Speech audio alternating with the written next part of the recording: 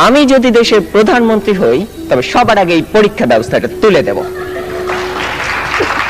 মাননীয় প্রধানমন্ত্রী, সম্মানিত সভাপতি ও উপস্থিত সুধীবৃন্দ, ইহার চেয়ে হতেন যদি অনেক কিছু তো হতে ইচ্ছে করে, কিন্তু বাবার অত্যাচারে কি কোনো কিছু করার বা হওয়ার সত্যিই জো আছে?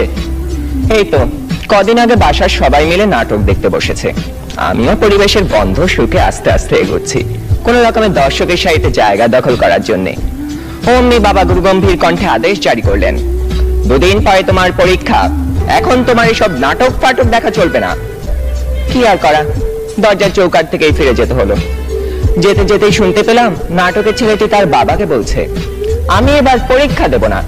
ইস, আমি যদি এমন করে বলতে পারতাম, এই নাটকের ছেলেটির মতো হতাম। কিন্তু এ তো শুধু নাটকেই সম্ভব।